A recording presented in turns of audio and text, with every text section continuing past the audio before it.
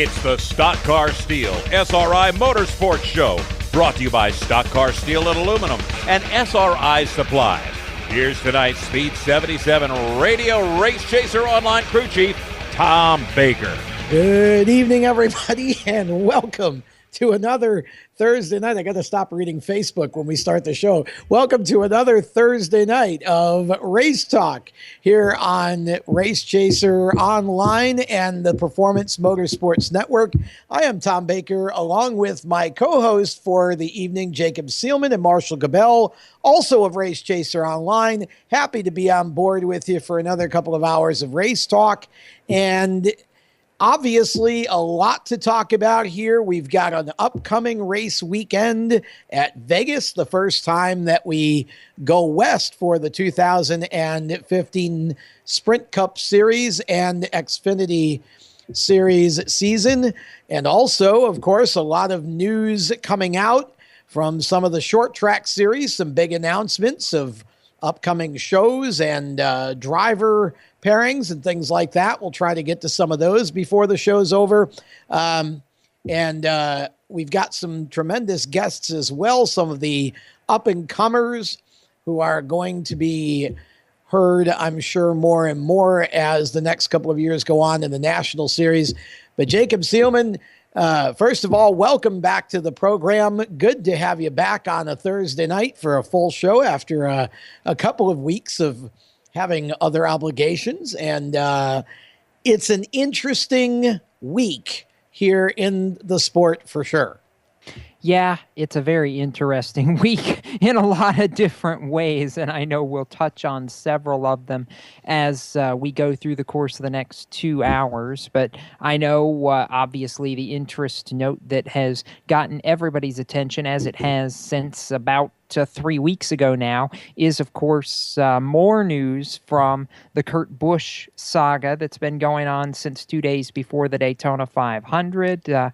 Of course, if anybody hasn't seen it by now, no charges, no criminal charges coming from the Delaware Department of Justice. But of course, that's opened up a whole new can of controversy. NASCAR saying earlier tonight that Kurt's suspension stands and that he will still be required to complete the road to reinstatement that they have laid out before he can apply for his competition license to be returned. So a lot to go on with that. A lot of people very conflicted about this, and a lot of people also very opinionated about this, Tom. It's just a situation where the overarching opinion that I've heard over the last 6 hours or so is basically there was no way anybody was going to win out of this situation, and that's about where we stand tonight. Yeah, and that really is a perfect way to say it, Jacob. Nobody wins. I think that there are a couple of points that can be made from this. The first thing is that when the Delaware Court Commissioner or judge, family court commissioner who is a judge, when he made his opinion, his ruling last, 2 weeks ago, I guess, it was based on a preponderance of the evidence, which means that it's more likely than not that something occurred or didn't occur. In this case, we were deciding whether it was worth a restraining order, and in the burden of proof to get a restraining order is very low. And this is what we have to keep in mind here. There are a lot of people who are wanting to bring in Kurt's past behavior, and I understand that. I just don't agree with it, because now in that situation, I think it's okay. But to say, I've seen it and heard it said today that, well, NASCAR was just in suspending him based on all his past behavior. We didn't apply that in other cases. We did not suspend Tony Stewart last year when he was accused of basically attempted murder. I mean, there were people saying that he hit him on purpose, vehicular manslaughter, whatever. Okay, that was all out there, guys. And nobody took action on Tony until the law did it. Okay, and once the law didn't do it, then they just fell in line and let it go. It's not fair to bring up Tony's past in that situation. It's not fair to bring up Kurt's past in this situation. You have to evaluate the body of evidence in this case. So if NASCAR let Kurt's past enter into their decision to suspend him at Daytona, then I believe that is absolutely wrong. Okay, you have to stick to the facts. We could go back through all these drivers' past incidents and come up with a ton of good reasons why we should or shouldn't do something. Okay, this is just a real slippery slope, guys. And you've got Travis Kvapil, who's racing this Sunday while still on probation after pleading guilty to the same thing. So this is really, really a slippery slope here. I think NASCAR did what it thought was the popular or the best thing it could do at the time because it wanted to appear that it was sensitive to the issue. Okay. But unfortunately, when we do that, sometimes it comes to where, as it has now, where we realize that maybe we should have waited just a little while and let the facts play out. And if you're going to let Travis Kvapil race and not worry about the PR backlash of that, and I don't understand why there hasn't been one, frankly, then I don't know. I'm uncomfortable with this. Guys, I'm still very uncomfortable. You have to give Kurt a way to forgiveness and move forward, and I don't see how this happens. Kurt's going to have to live with this for the rest of his life, and we didn't judge everybody in similar circumstances in the past by the same standards. There is no, Jacob, you're right. There's no winner here. I understand NASCAR's side. I just disagree with it in terms of the way that they went about it. And I can't imagine what this program is Kurt's got to go through that Travis Kvapil didn't. I mean, if we're expecting Kurt to be St. Kurt after this, I don't know, Jacob. To me, this just is more evidence that we have to be so careful in taking action in these cases. Yeah, pretty much. And I go to one point that we know from the last couple of days and one point that everybody's basically drawn from the very beginning. The Ray Rice case in the NFL is what caused the hyper awareness to begin with and all the PR backlash. Justifiably so, by the way. Right. In my opinion. The point that we draw from the last couple of days, Tom, and you mentioned it, you don't know what the program is, the road is that Kurt's going to have in order to come back. And none of us know because NASCAR and David Hignan, speaking on their behalf the other day, said NASCAR is not going to release that information. That basically what it boiled down to was that's between them, Kurt, and the independent experts that they've brought on to help build that program so that Kurt can come back. So one of those things where you just sit and go, okay, in their judgment, we kind of sit back and trust that the people they've brought on know what they're doing, but it's still a very tough situation and really, like you said, Tom, a very slippery slope. And at the end of the day, I still sit here and puzzle about it, to be honest. And Marshall, I know you're sitting quietly over there in the corner just waiting for us to get done with our little debate over here, but I guess I'll pull you in on it. What's your 2 cents? I just I don't understand how People are being opinionated on social media and stuff like that, but even NASCAR's decision has come down to opinions, in my opinion. A lot of opinions there, but I just don't understand how Kurt Busch 2 weeks ago was sitting on his couch watching the Daytona 500, the biggest race of the season. A 500 is on the line, and it was basically pretty much speculation at that point, aside from a judge's opinion. And then it comes back 2 weeks later after two races, and it seems like the judge stepped back on what he was saying, and it turned out to be not as his opinion pretty much changed, and there was no criminal charges made.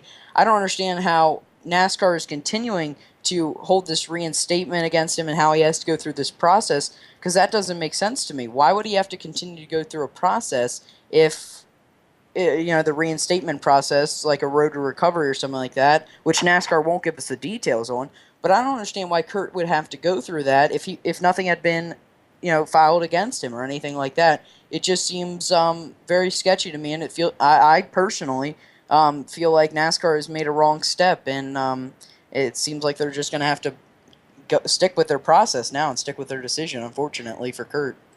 And that is true, Marshall. We're basically at a point where we just have to stick with this. But I will draw one line in the sand from what you said, that we've got two different decisions here. We've got the Kent County Family Court spokesman's decision, and then we've got the decision that came down today from the actual State Department of Justice. And Tom, what this comes back to is the language, preponderance of the evidence, which is basically 5149 versus what the State Department classifies as beyond a reasonable doubt. You can't bring criminal charges without being beyond a reasonable doubt. Now, there's no way to know exactly what that is, but it's basically, there can't be any questions, and there were too many questions in this particular case, in my opinion, for this to have gone any further than it did. That's exactly right, Jacob. You explained it exactly right. There's a different scale, a different weight scale between the burden of proof that's necessary in a family court or civil court situation than what there is in a criminal court situation. So, in essence, the two legal parties that were involved here, one has no bearing on the other.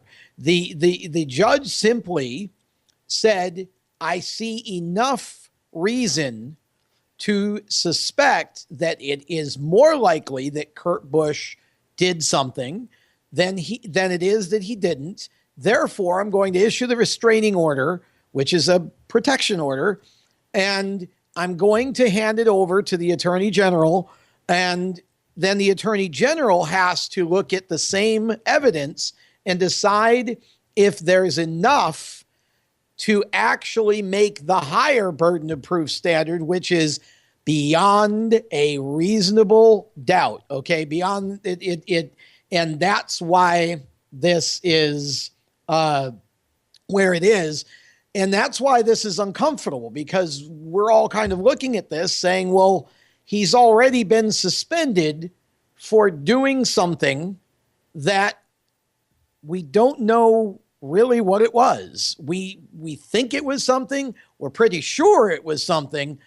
But we got another driver who admitted to doing something who's racing on Sunday, and that's what makes this all the more convoluted and confusing. So I'm not vilifying NASCAR or anyone else in this case. I'm simply saying I don't think this changes anything, and it's highly uncomfortable. And Jacob made the point at the top, and he's right. Nobody wins here. I just hope Kurt can get back and eventually be able to race again and somehow create some distance here and put it behind him. And I also hope that NASCAR creates a consistent use of their rules for this type of situation in the future so we don't have this happen again. And with that, we're going to take our first time out of the evening, but it's a short one, so don't go anywhere. You are listening to the Stock Car Steel SRI Motorsports Show on the Performance Motorsports Network. How would you like to win a brand new Corvette?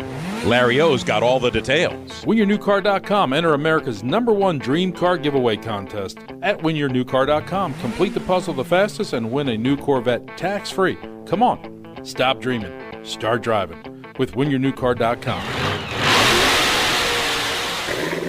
You hear that? That's the sound of America's only sports car. That's right, it's a Corvette. But not just any Corvette.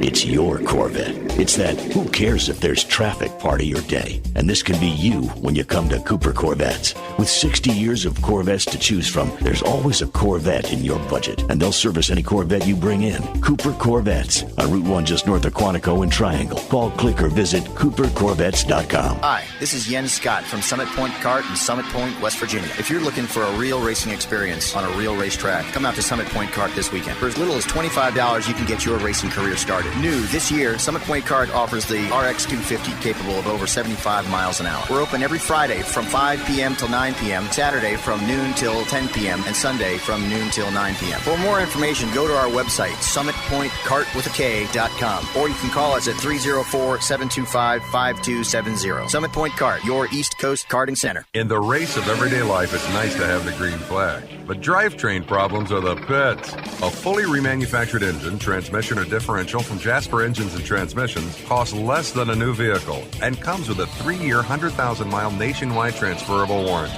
See JasperEngines.com for details and get the green flag in your race of everyday life. See the boys at Chandler & Sons Automotive, 45977 Old Ox Road in Sterling. Give them a call, 703-437-7300. Did you know that birthday parties help build confidence in kids? Yeah. Did you know that giving kids less sugar before bedtime helps them sleep better? Oh, totally. Did you know that friendly kids have more friends? Everybody knows that. Hey, guys, did you know that most people think they're using the right car seat for their kid, but they're not?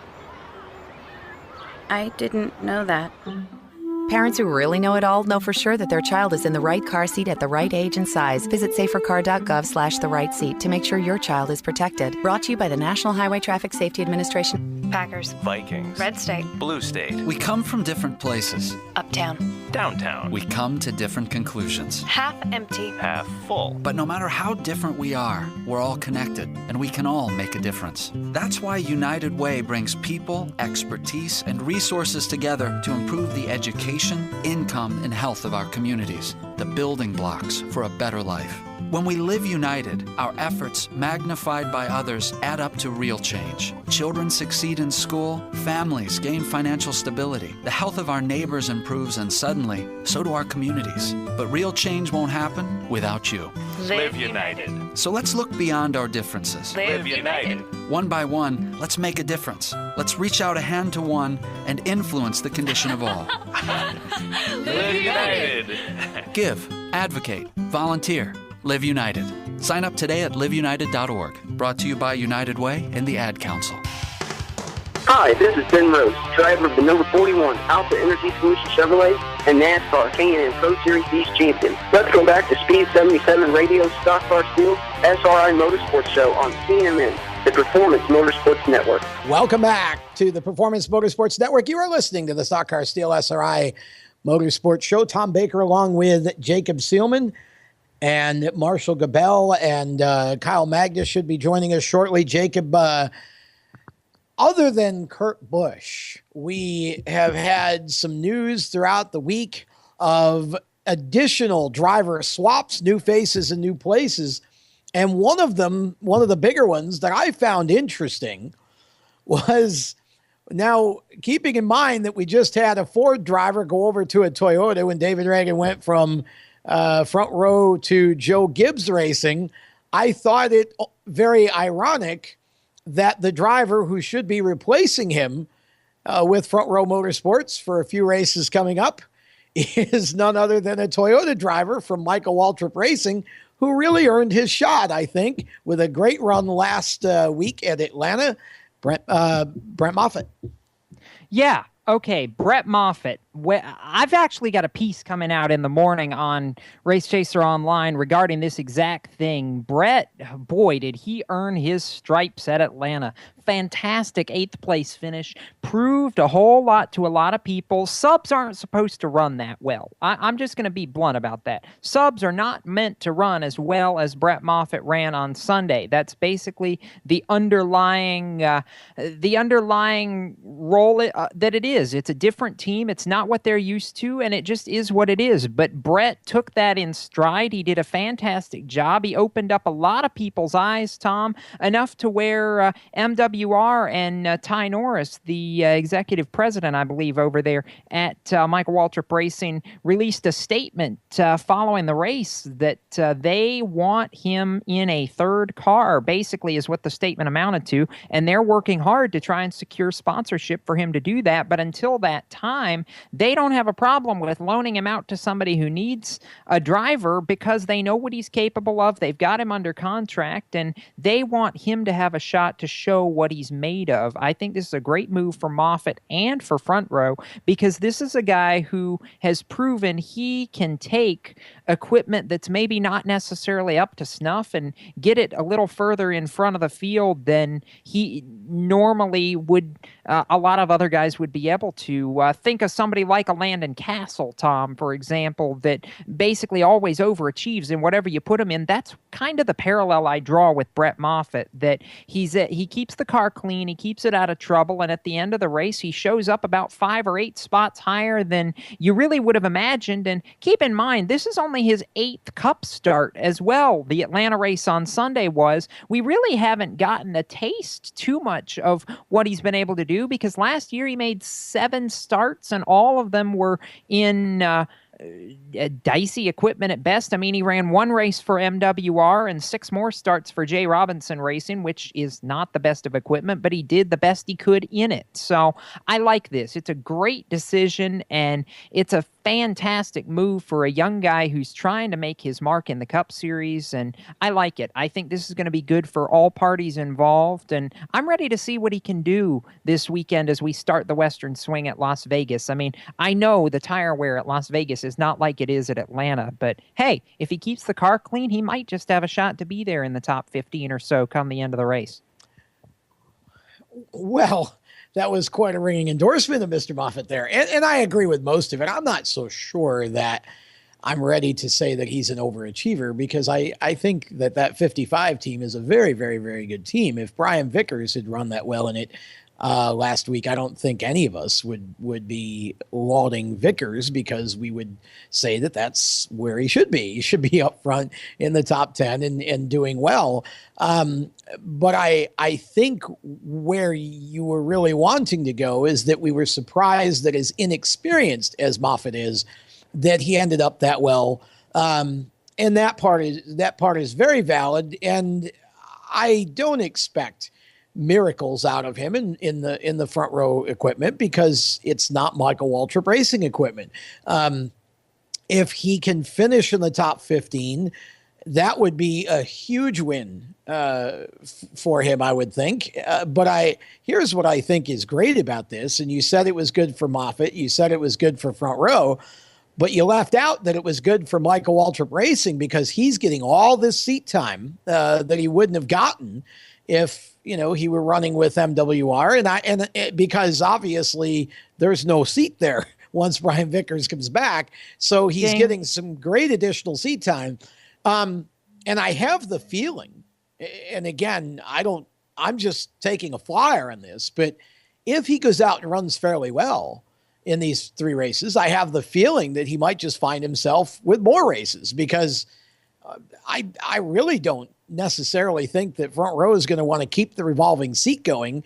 And there aren't really a bunch of top quality drivers left. I mean, there's nobody out there that, you know what I mean? It's kind of so I think Brent Moffitt is about as good as it gets in terms of reliable substitutes. And this would be a great opportunity for him to get a good run of races here worth of seat time and experience and giving feedback and getting feedback and working with a new crew chief and even a different style of car that will require probably some different things. And so he'll come back with a whole bunch of knowledge and be that much farther ahead if and when MWR does get a third car together for him, which I hope is soon. I would like to see a third MWR car, and Brent's the perfect choice for it. And it would open up another opportunity, for someone else down the road, perhaps to come up through the farm team. I mean, they've got Patrick Starpoli, who, was at least working in that environment, and he's still trying to work his way to Cup, but certainly excellent potential. And, you got Christian Pehud floating out there, who won his first ever K&M Pro West start last year. Now, granted, he needs a lot more time in the lower divisions, but again, the more teams MWR has, the more opportunities down the road. So, for Brett to have this opportunity with Front Row, again, it's a win-win for everybody, I think. Yeah. At the end of the day, I think that's exactly what it is. It's a win-win. It's a solid pick for Front Row. They need points. They need to be in the top 30 just because it puts them in good position for a provisional should something crazy happen. They need points badly. And I think Brett's a solid pick as far as somebody who can just go and get them points. And like a Matt Crafton or a Regan Smith is not going to go out and find trouble. He's a kind of a quiet driver is what I was trying to get at, Tom. He's not somebody who's going to go and rough up a lot of feathers or ruffle up a lot of feathers. He's not going to rough up people on the racetrack. He's just going to go run his race and finish wherever he finishes at the end of the day. Now, if he gets collected in something, obviously that's out of his control, but he's not going to go forcing the issue too bad. And I think that's exactly what Front Row is looking for in this 34 car until such time as Kyle Busch can hop back in that 18 and they get their driver back. Yeah, and I think there again, it's the same thing's happening with David Reagan over at Joe Gibbs. Can you imagine the amount of, great information he's going to get over there? Not necessarily the type of trade secrets that, you would want to bring back or whatever. It's not about, bringing back somebody else's secrets, but it's definitely good information and hearing it from people who are winning. They're up front, and he'll be able to hopefully help that team in some ways to maybe, take what they're doing to the next level just from what he learns at Gibbs. So, this has turned out to be a really great situation, even if it was unusually done. Yeah. It was a little unusually done, but hey, it all worked out in the end. I'm rather a fan of David Reagan getting a shot in top level equipment again, and at the end of the day, just like Front Row, Tom, it's the exact same theory. Joe Gibbs Racing needs somebody that's not going to tear up their cars until Kyle Busch gets back, and David Reagan's the kind of driver that's not going to tear up cars. Yep. He's going to go out, run a clean race, and that's going to be what it's going to be. And if he's in position to challenge for a win, hey, why not? We know he's got it in him, but it's just a matter of taking whatever you can get out of the position you're presented with and going from there. Yep. Two drivers in the same position, only the opposite way. So it's unusual, and it's just kind of, it seems fitting when you look at the whole of how this whole season started, the bizarre things that have gone on. This just kind of adds to it and fits nicely right in the middle of it. With that, we're going to take a break and come back. We have got some fantastic guests coming up and more discussion. You're listening to the Stock Car Steel SRI Motorsports Show on the Performance Motorsports Network. How would you like to win a brand new Corvette?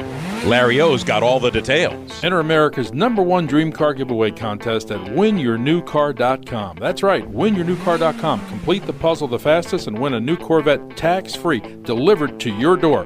Come on, stop dreaming and start driving with winyournewcar.com. We're growing like crazy and need account reps who know their way around agencies, the internet, and social media. Got connections? Or do you know how to get to the decision makers? Are you fearless? We need you. Internet radio, or as we call it, wireless mobile radio, is rapidly becoming the place to be with almost limitless income potential. So contact us to get involved with the fastest growing professionally produced group of internet radio stations in the world. Your imagination is the only limit here. Call 717-749-0444. That's 717-749-0444. Or you can email us at scorpionradiogroup@gmail.com. You want to ask for Sue. So you finally arrived at the sweet spot in your life. The kids are raised and gone. You have free time, and it's finally time to do something for you. If you've ever considered owning a Corvette but have been putting it off for years, now is the time to act. Isn't this the time to finally get that Corvette you always wanted and drooled and dreamed over? Well, grab the little lady by the hand and take her to Cooper Corvettes. They're conveniently located on Route 1 just off of I-95 and just north of the Marine Corps base. They have lots of pampered and well-maintained Corvettes in inventory, and if they don't have what you want, they'll find it. From classic Stingrays to modern-day cars, Cooper is your one-stop shop. And speaking of shops, they service what they sell. And even if you didn't buy a Cooper Corvette, they'll service your Corvette anyway. Become part of the Cooper Corvette family. Call them at 703-445-1483. That's 703-445-1483. And on the web at coopercorvettes.com. That's coopercorvettes.com, American pride and countrywide. You wouldn't trust your taxes to an uncertified accountant, so why trust your vehicle to an uncertified technician? When you have to take your car into the shop, look for the blue and white ASE sign. That ASE blue seal means the shop employs technicians certified by the National Institute for Automotive Service Excellence. ASE certification is proof that technicians have the knowledge and experience to fix your vehicle right the first time. For more information on finding an ASE Blue Seal of Excellence facility, visit the website at www.ase.com.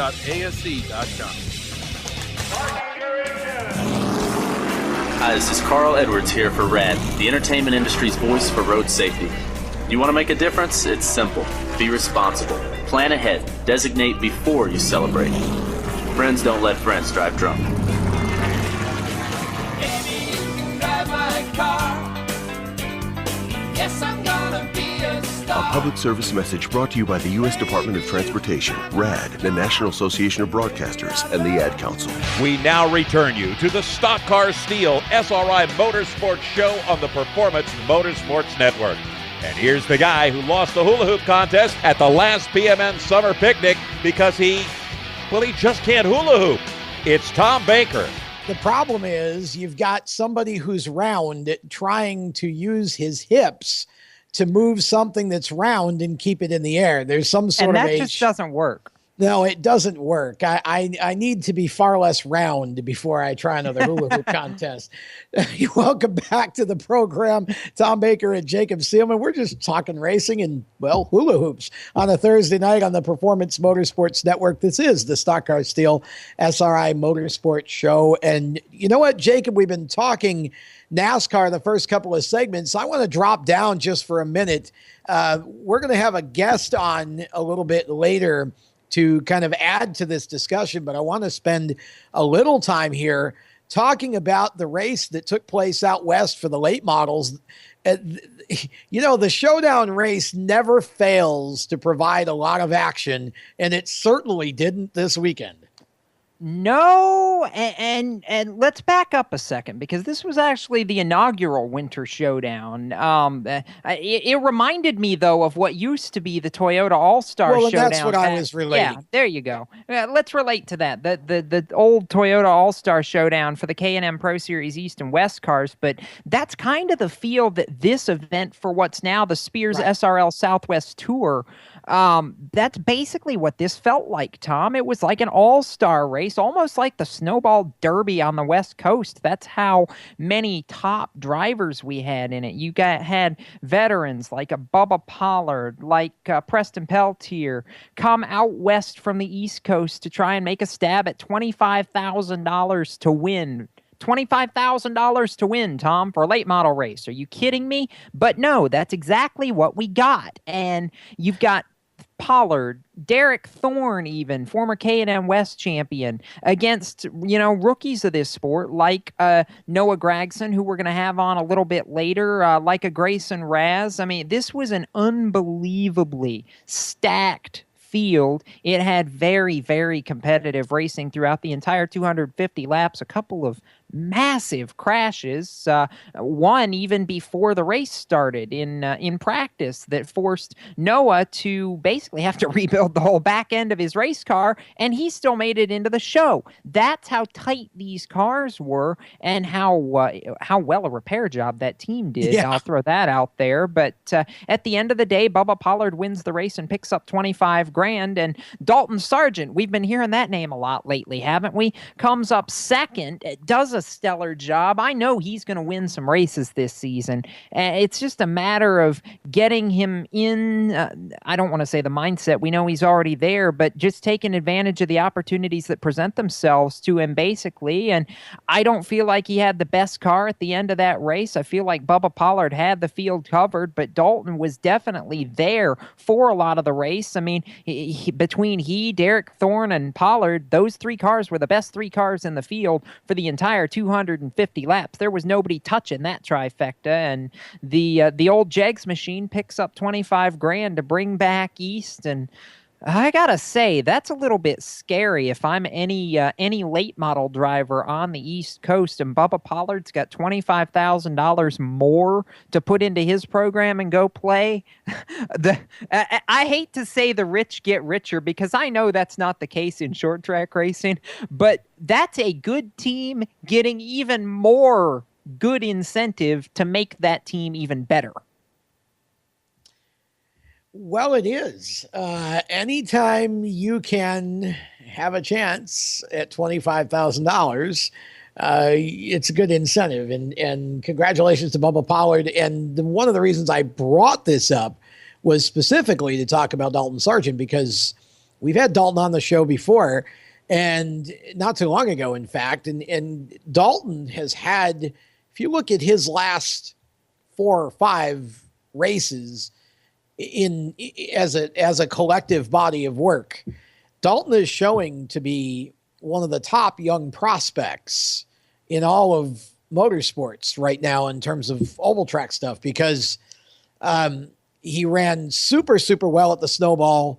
He ran super, super well in the first K&N race of the year this year. He ran second in the showdown against a stellar field of cars.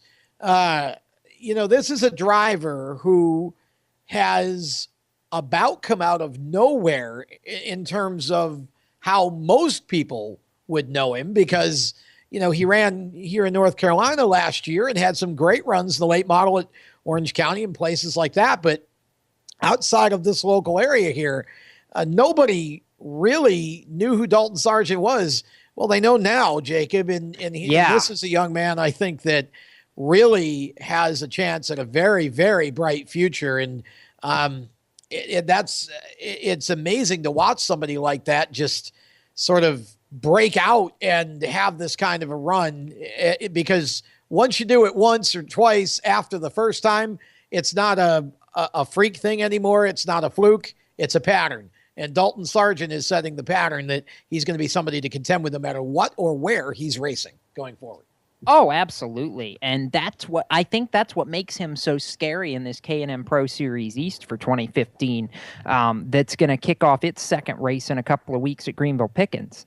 He's proven he can win in anything and win basically anywhere.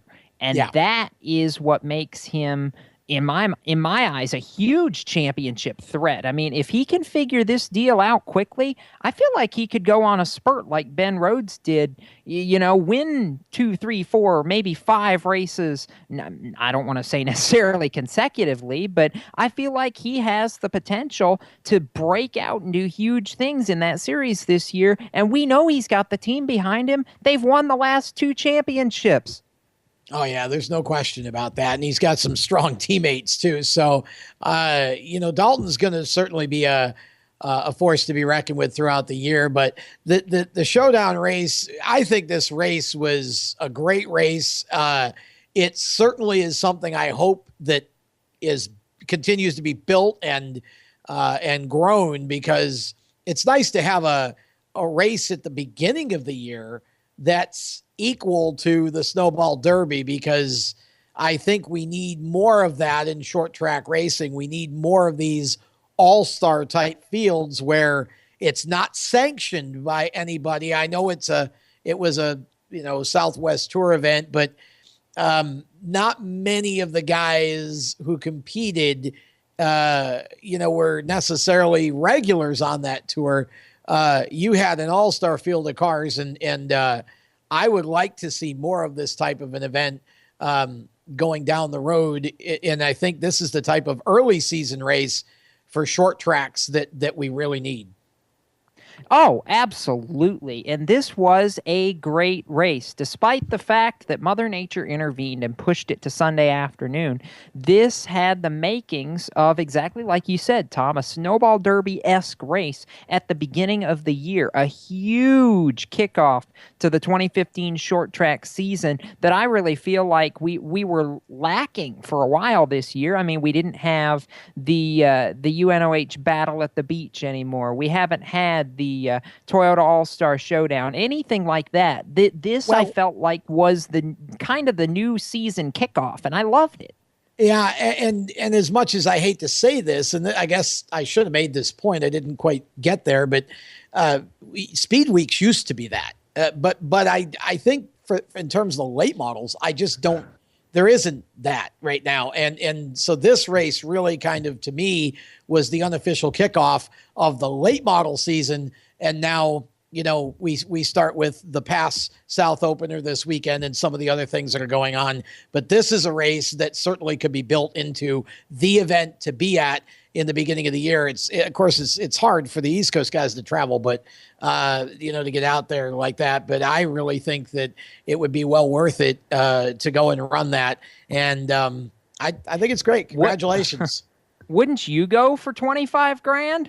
If I thought I had a good shot to win, absolutely. Yeah, it's a long way to go if you don't really believe you can win, but You see now why Bubba Pollard, Preston Peltier, Absolutely. Some of those, those guys knew they had a shot to win, and they went out, and Bubba Pollard took it by the horns and comes home with $25,000. So why not? I mean, if you think you have a shot to win, go take a shot at it. If not, you're at least going to go home with some sort of a decent check for a late model race, which is great to see. So again, congratulations to Bubba Pollard. It's going to be fun. Right now, what we've got is a breakup coming, and in just a moment, we are going to hear from Joey Muchacharo, who has made a splash. You mentioned Speed Weeks, Tom. He was there in a late model, and we'll talk to him about his run at the 2015 World Series of Asphalt Racing at New Smyrna in just a moment. You're listening to the Stock Car Steel SRI Motorsports Show on the Performance Motorsports Network. How would you like to win a brand new Corvette? Larry O's got all the details. In the Pits Media is proud to present its newest partner, WinYourNewCar.com. That's right, you now can enter the #1 American Dream Car Contest giveaway at WinYourNewCar.com. Complete the puzzle the fastest and win a new Corvette tax-free, delivered to your door. Come on, stop dreaming, start driving with WinYourNewCar.com.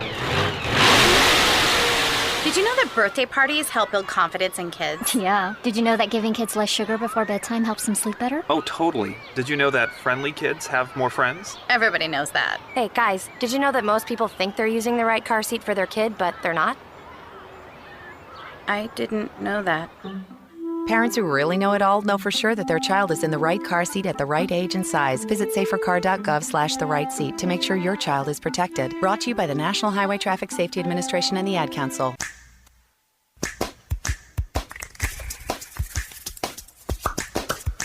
Hands can do incredible things. They made every sound in this piece of music.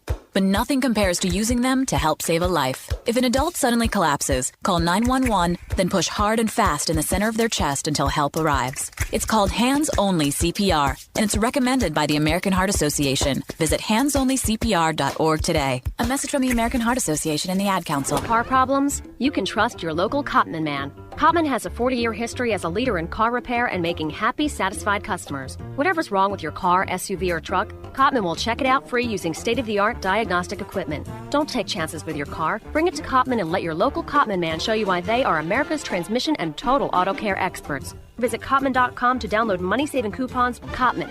Real service, real fast. You know that phone call is going to come at the worst possible time. Right at the end of the game. Fourth quarter, fourth down, and 1 yard to go.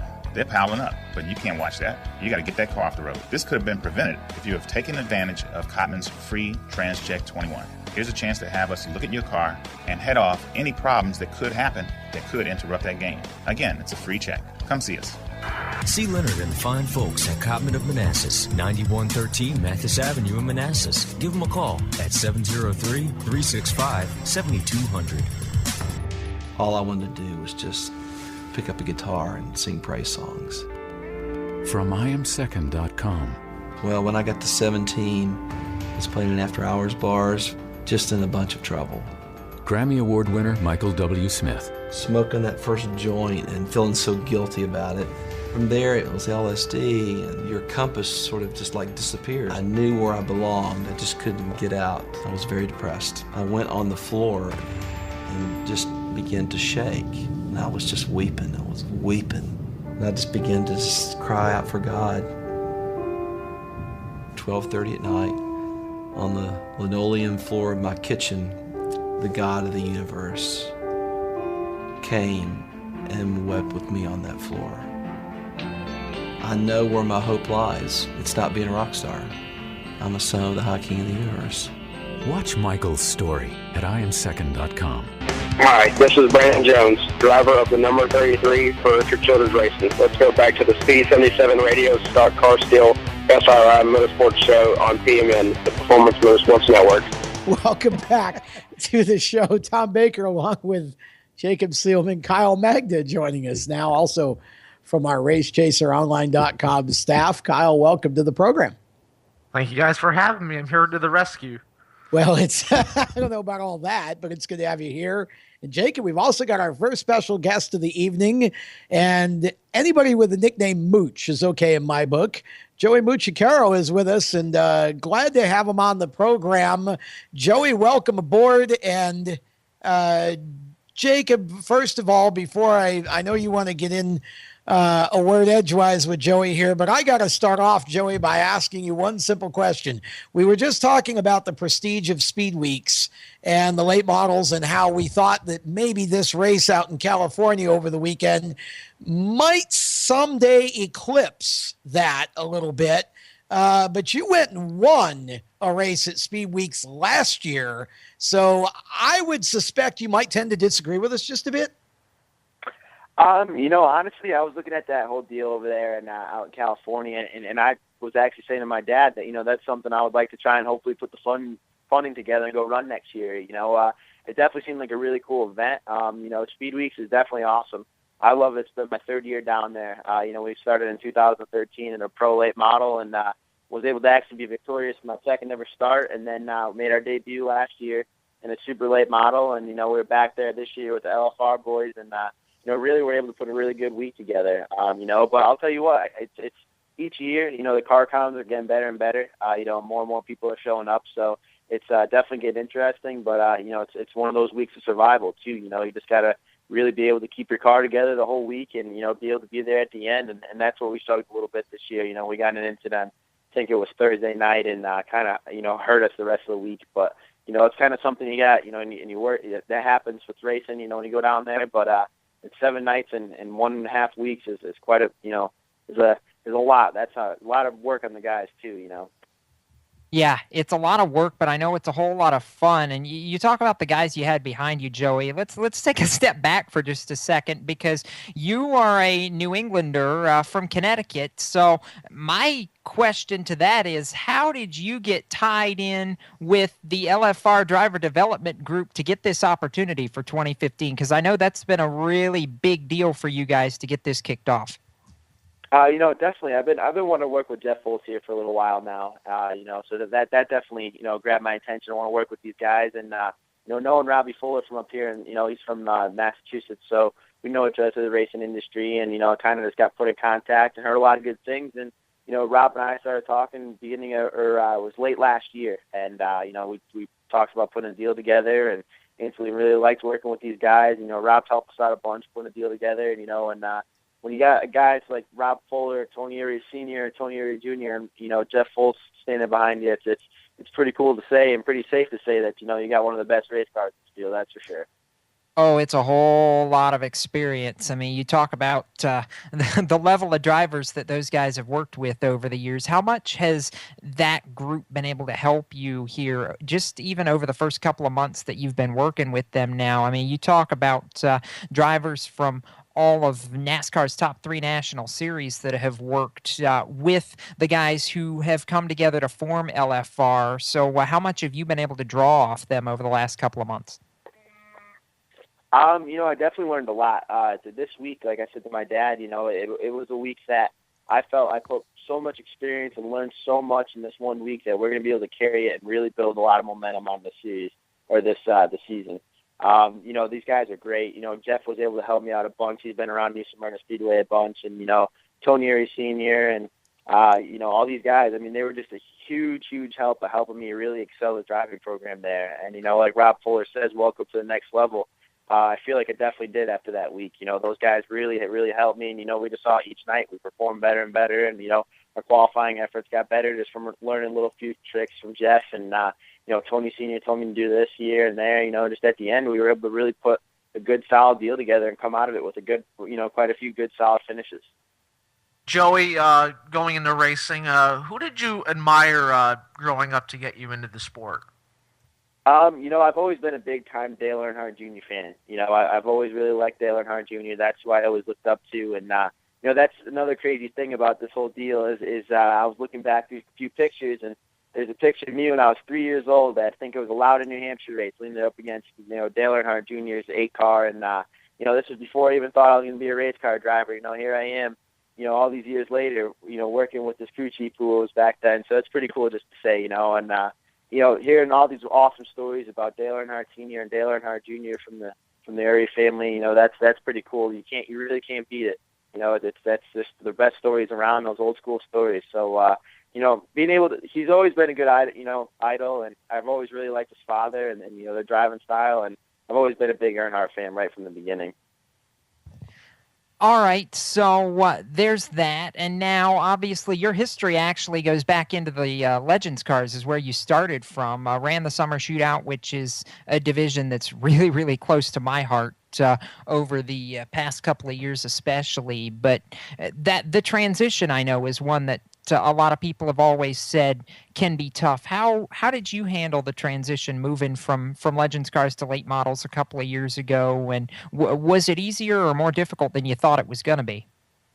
Honestly, I didn't think it was too hard. I wasn't too worried about it. We definitely, from the Legend car experience I had and the open wheel experience I had in the NEMA series, I felt like I was able to, really carry a lot of momentum, and, especially from just coming out of the Summer Shootout, racing with those guys down there, and racing with, coming down south just really, really helped me excel. And I felt really got me ready to be in a position to get in the late model like we did in February. And, everyone always asks me that. They say, well, what do you think was the best thing that helped you, or what helped you get to victory lane so soon when you first got in the late model? I said, those Legend cars. I said, I was able to learn so much, and, just car control and everything. And I still say this year, being able to hang on to a loose race car, that comes from driving a Legend car, you know what I mean? So I think that was definitely a huge part of helping me out to my career, and I really liked the Legend car series. It was definitely a great deal, and, Summer Shootout was still definitely one of my favorite series I've ran yet. That was, a lot of fun, and racing on Charlotte Motor Speedway, and, I got a lug nut there, and it's a pretty cool deal. So,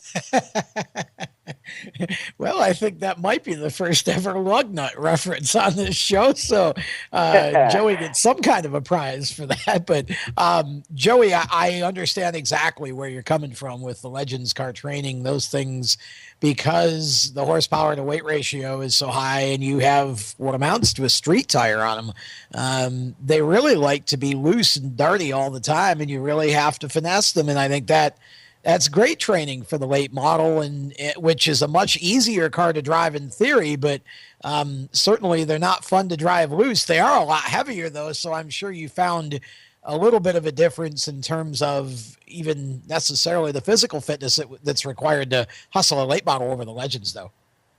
Oh, definitely. That, and, especially it gets very hot inside the car. So, conditioning for your body that requires each week, that was just a little bit of a change, and definitely learned that the hard way a few times, not being hydrated enough a few times before the race. But you get adapted to that quick, and, get that under control. And, And the other thing that's, a big change is just not being used to being in the center of the car. In the legend car, you're kind of in the center of it. In the late model, you're offset all the way to the left side.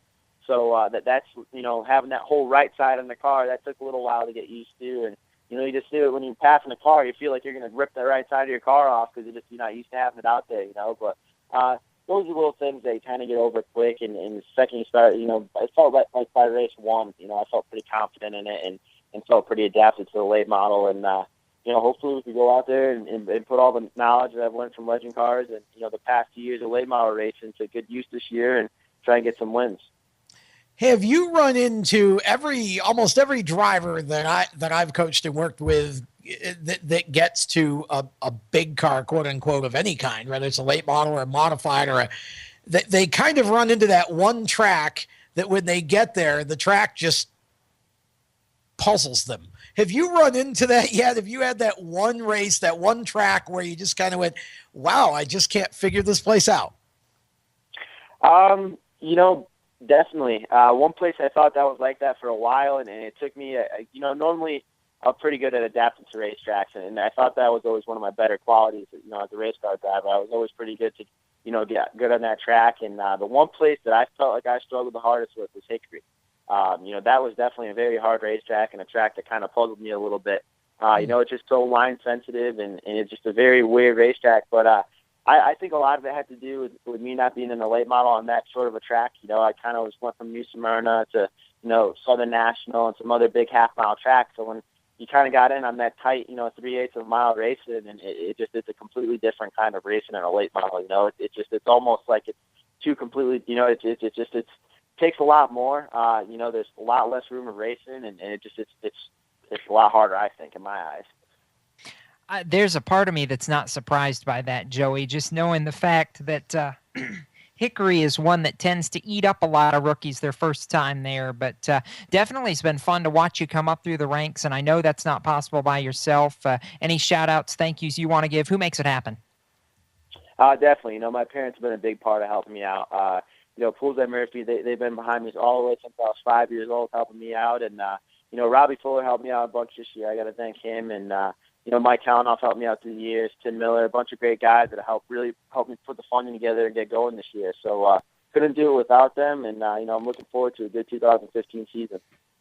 I know you're looking forward to having a lot of fun with the LFR guys. Real fast, any chance you can fill us in on whatever the next couple of races you're going to be running for them?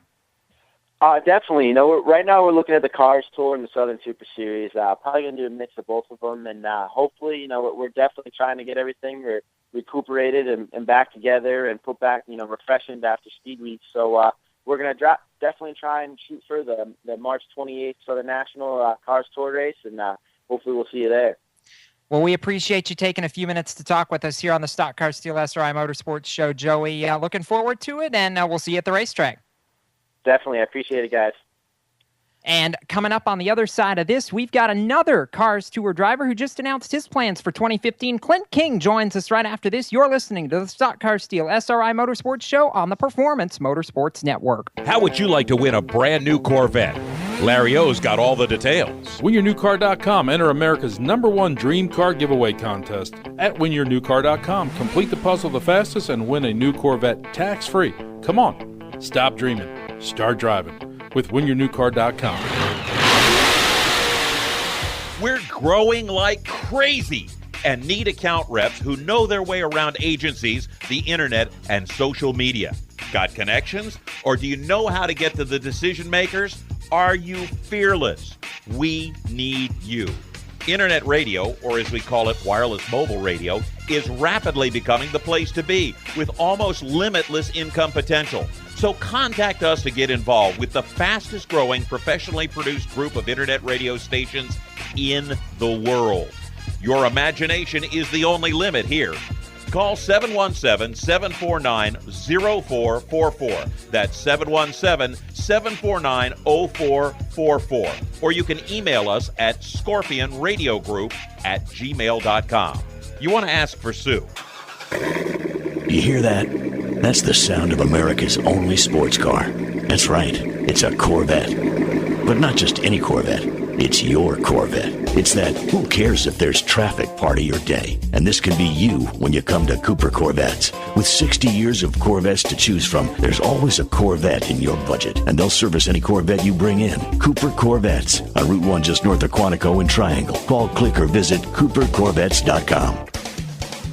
You wouldn't trust your taxes to an uncertified accountant, so why trust your vehicle to an uncertified technician? When you have to take your car into the shop, look for the blue and white ASE sign. That ASE blue seal means the shop employs technicians certified by the National Institute for Automotive Service Excellence. ASE certification is proof that technicians have the knowledge and experience to fix your vehicle right the first time. For more information on finding an ASE Blue Seal of Excellence facility, visit the website at www.ase.com.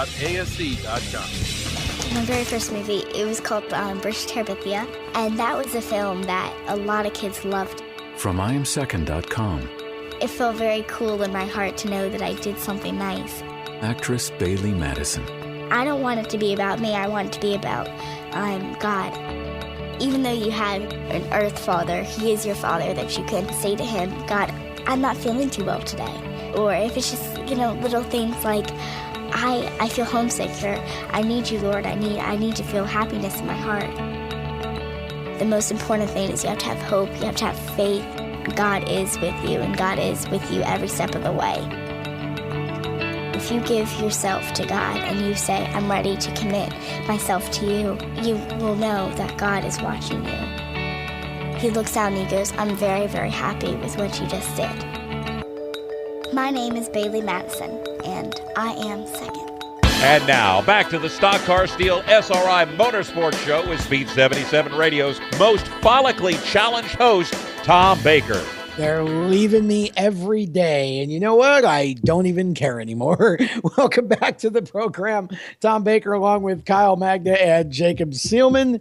You are listening to the Stock Car Steel SRI Motorsports Show on Performance Motorsports Network, and we're having a great time talking racing with you tonight. We hope you are enjoying listening to the show. We are now hustling right into the second hour, and our second guest of the evening, we'll bring him out of the pits and let him go full throttle with us. This is a returning guest, Clint King. Welcome back to the program. Glad to have you back on, man. Yeah, absolutely. Thanks for having me again. Well, it's always fun to have you on the program, and so often you come on here with something to announce. Tonight, no different. You are announcing a full season of Cars Tour action, and I got to start off with the question, why the Cars Tour versus the past tour, the Sunoco Super Series? Why choose Cars? Well, a lot went into that decision over the off season. We were like everybody else that's trying to make it in this field. We were trying to work deals and get to that next level, be it the Truck Series, the Xfinity Series, Sprint Cup Series, and that's obviously still the dream and still my drive to do so. But as we were working these deals, and it takes so much time to put them together, there came a point to where I knew I wasn't going to have as much lined up for one of those top series that I would like to for the 2015 season. So we had to take a little bit of back step and look at what I'd done in the past. Unfortunately, I've been in and out of the seat so much the last couple of years that when I've got chances to get in race cars, I had a slow adaptation process because technology is so good now, and there's a lot of good talent out there, and it was hurting me my stock as a driver to be in and out of the seat so much. Trying to run these high-profile series is good, but it's also very draining. You can do a lot less in one of the top series for what you can do a full season in something like the Cars Tour. So, and the reasoning behind doing the late model stock is based on everything I've driven since I started when I was 7 years old. Really, the best training ground for me has been the late model stocks. They're most like what you're going to be in for the rest of your career. And I just like the drivability of them, the grit that's still involved with getting those cars around the racetrack. Underpowered, heavy, and really have to hustle them. So it's a great training ground to refine your talent, and that all went in place to make our decision to do the full 2015 season in the Cars Tour. Got it. Yeah, Clint, I had to chuckle because you made the comment on Twitter the other day that this short tracker was coming out of retirement, and I don't know that that's entirely true, that. but it definitely gave us a laugh. And I'm really curious because you've not just put yourself back in a seat full time; you've put yourself in a good seat. Talk a little bit about what this is going to be like for you in 2015, getting to work with Greg Marlowe and kind of the relationship there, because I know it's got to give you confidence going into this that you're going to have equipment that's going to be capable of running up front. Yeah, absolutely, it does. I had made the comment to someone the other day that this is without a doubt the best equipment I've sat in since probably 2010.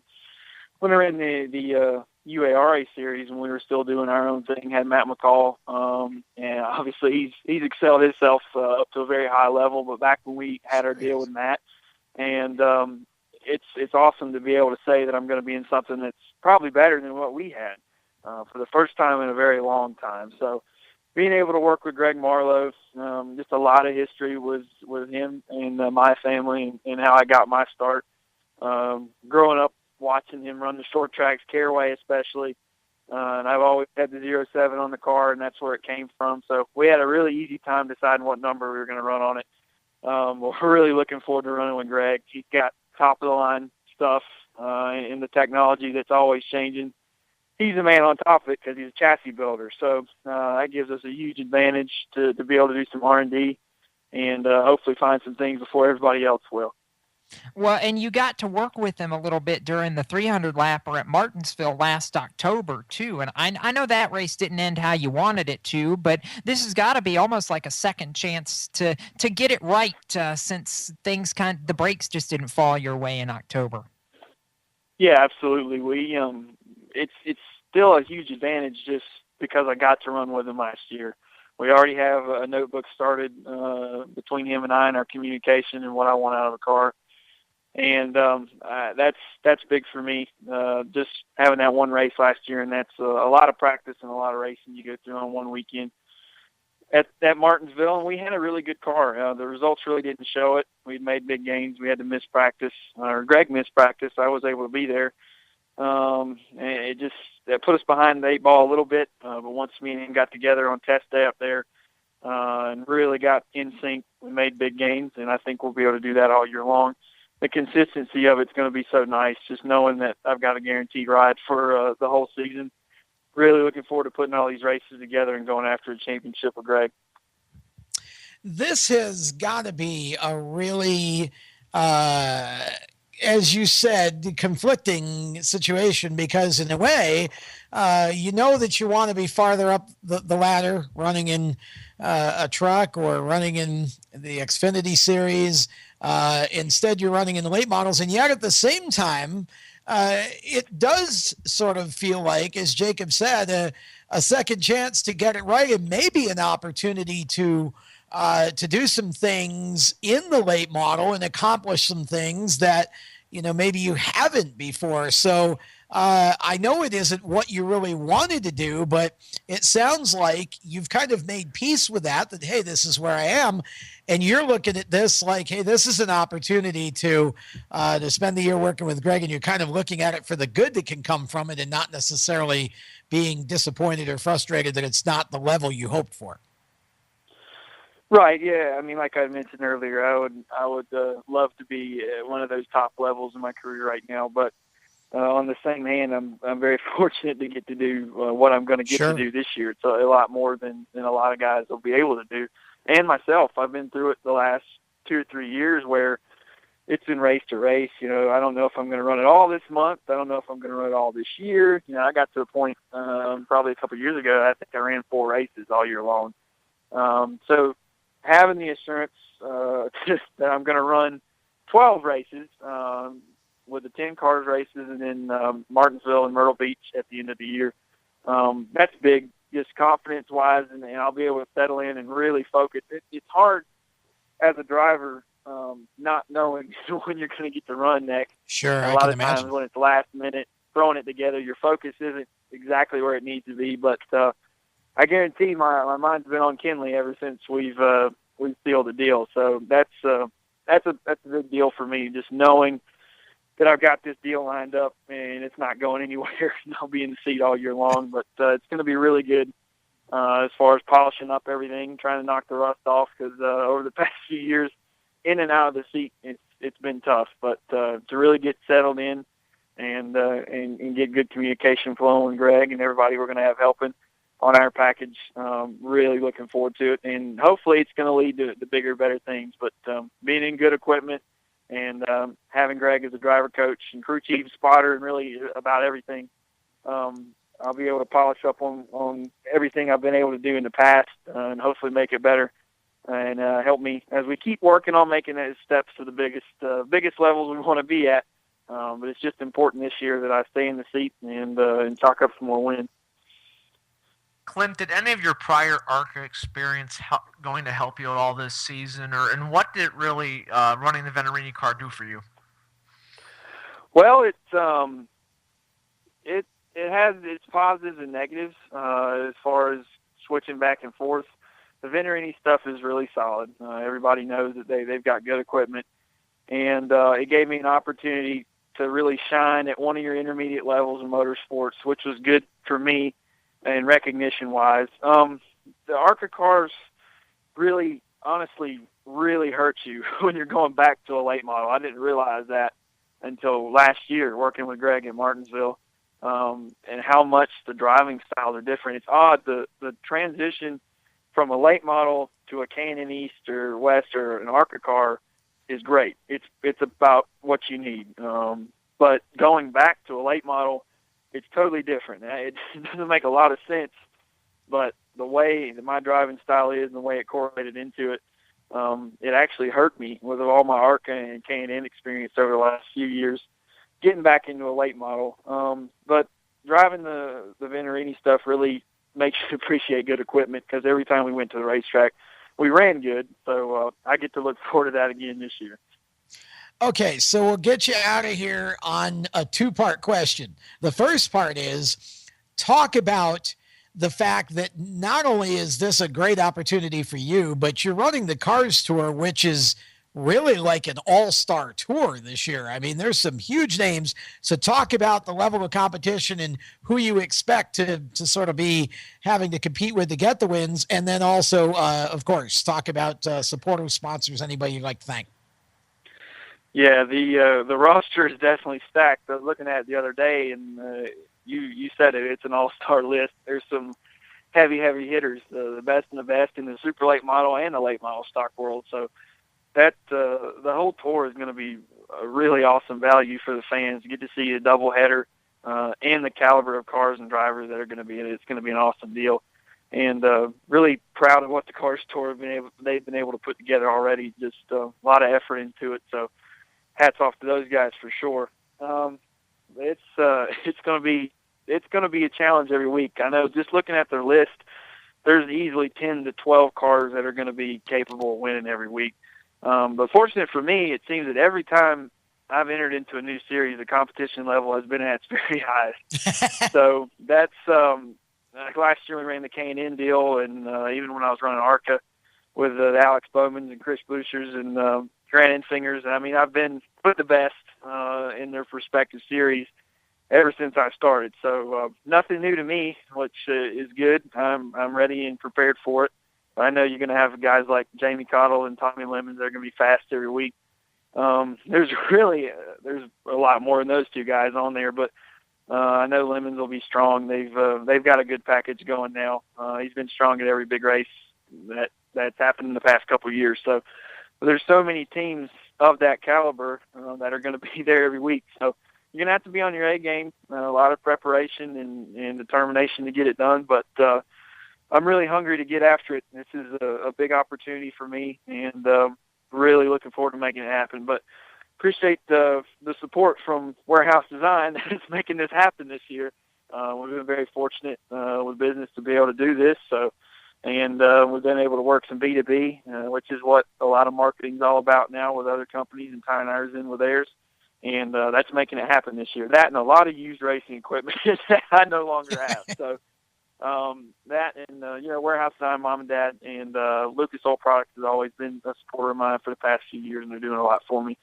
King on. So all of our outlets and a few outside sources, we'd like to put some more stuff together, obviously, to make it easier on us. But we put this deal together, so we're looking forward to making the most out of it and going after a championship, which is something I haven't been able to say in many years. All right, that is Clint King, and we'll complete the hat trick with Denver Ferran, another short track late model racer. In just a moment, you're listening to the Stock Car Steel SRI Motorsports Show on the Performance Motorsports Network. How would you like to win a brand new Corvette?